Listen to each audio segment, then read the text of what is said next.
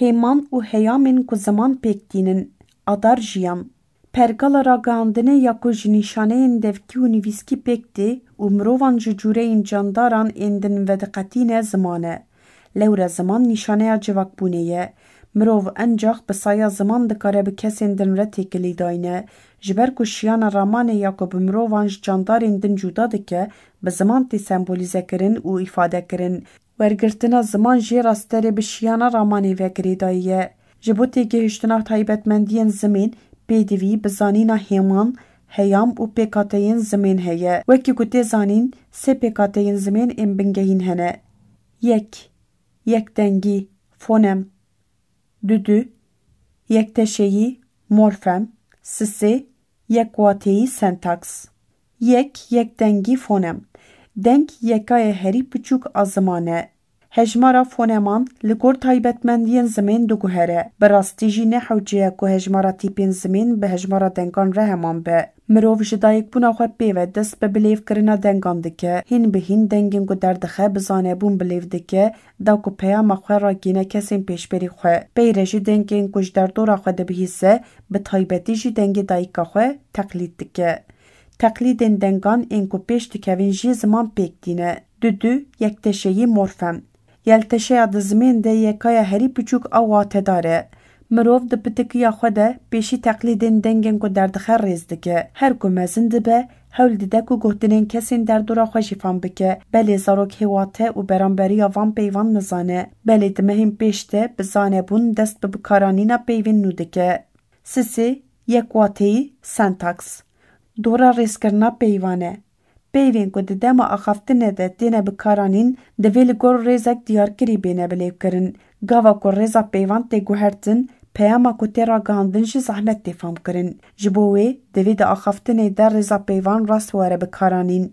Mînak li şûna em bibêjin, avê vedixwe zînê. Divê em bibêjin, zînê avê vedixwe. Dema ku zarok fêrî awaza deng û cihêwaziya peyvan dibe, kesên malbatê û kesên xerîb jî hev cuda dike. Ev yek jî nîşan dide ku êdî ew bi zaneyî dest bi bikaranîna peyvan dike. Li gor dozîneya fêrbûna civakî, di pêvajoya fêrbûna zimên de, zarok dî û bav û hawırdora xwe ya nêzik mînak digire û teqlîd dike. Li gor zanîna lingwîstê, pêşketina ziman li gor bingehên biyolojîk û mejiyê mirov pêk tê.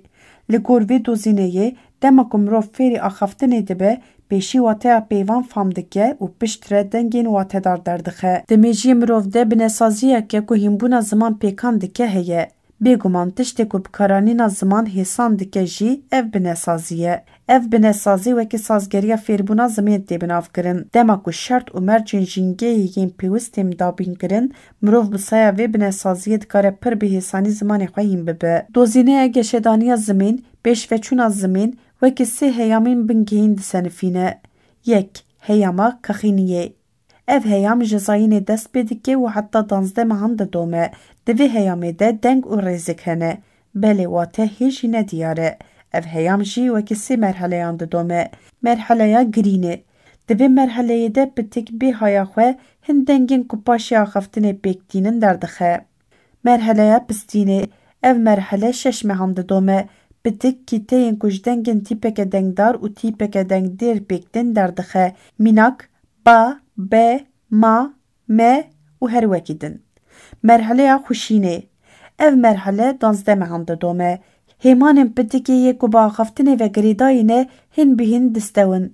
Pitik di dawiya vê heyamê de gotinên pêşîn ên pêwîst hîn dibe û bikartîne. Duyemîn, heyama yekbêjeyê. Ev heyam 18 mehan didome. Pitik bi gelemperî peyva xwe ya yekem a watedar di yek saliya xwe de dibêje. Di vê heyamê de hêmanên zimên ên deng, rêz û wateyê derdikevin holê. Ev heyam ji bo axaftinê demeke cidî ye. Ji ber ku zarok navên piraniya tiştan an diyardeyan nizanin. Di vê heyamê de zarok hewl didin ku bi peyveke watedar gelek tiştan bînin zimên. Sisê, heyamê axaftinê. Ev heyam ji 18 mehiya zarokan dest pê dike û heta 24 mehiya wan didome. Zarok pêtir hevokên ne li gor pêkhateyên rêzimanî yên ku her du heyamên berê de pêk hatine bikardîne. 4. Heyamê rêzimanê yê pêşîn. Ev heyam ji 24 mehiya zarokê dest pê dike û 6 mehan de dome. Di dawiya vê heyamê de bi saya perwerdeyeke baş dikare bi qasî 2500 peyvan fam bike û bikarbîne. Ji ber ku zarok xwediya zerengiya fikirîn û axaftinê ye, di 2 saliya xwe de dest bi axaftinê dike. Pêşî axaftina zarokê ya hundirîn dest pê dike. Zarok di axaftina hundirîn de ji bo peydakirina pêdiviyên xwe ziman weke amûrekê bikartîne. Ev pêdivî hêdî zarokê ber bi axaftina derveyî ve dike. Axaftina zarokê ya heyamên berê bêtir ezîtiyê navend digire. Ziman û ramanê zarokê pêşî her yek bi serê xwe distewe, peyre her du dibin yek û bi hev re pêş dikevin. Mebesta vê axaftinê hin caran ji bo têkiliyên civakî û hin caran jî ji bo derbirîna hest û ramanê ye. Bi qasî faktorên ku bandorê li pêşveçûna zimên dikin, faktorên ku pêşveçûna zimên asteng dikin jî hene. Şert û mercên civakiyên neyînî, şer, tundî, koçberî, xizanî, tenêtî, xemgînî, nexweşiyên giran, qedexekirina zimên, perwerdeyiya bi zimanê biyanî û her wekî din, axaftina zarokê bi derengî dixe. Di jiyana teke kes de qonaxa herî girîng heyamê destpêka zaroktiyê ye. Di jiyana teke kes de qonaxa herî girîng heyamê destpêka zarokatiyê ye. Heyama destpêka zarokatiyê ya ku tê de pêşketina zimanê teke kes dest pê dike pir girîng e. Hîmê pêşketina zarokê ya zaneyî, zimanî, civakî, hestiyarî û akademîk di vê heyamê de têdanîn. Her wiha bandora hewrdorên cuda jî di pêşveçûna zimanê zarokê de roleke pir girîng dilîze. Lewre pêşveçûna ziman bi têkiliyên teke kes ên ku bi cîhana derveyê re pêk tên dikemile. Faktorên ku di pêşketina zimanê mirov de bandorê li jiyana pêşerojê dikin jî roleke girîng dilîzin. Zayenda zarokê jî faktoreke pir girîng e. Di zarokatiya pêşîn de ji aliyê zayendî ve di navbera keçik û kurikan de tu cudatî nîne. Belê li gor lêkolîn û dahûranên zanistî ji hêla ziman ve behreya keçikan jiya kurikan xurttir e. û keçik berî kurikan axaftinê hîn dibin. Faktorên hundirîn ên ku bandorê li pêşveçûna zimanê zarokê dikin û wekî mîrateya nijadî, genetîk tên dîtin, rasterî bi behredariya ziman a malbatê û şert û mercên beriya ji dayîkbûnê têkildar e.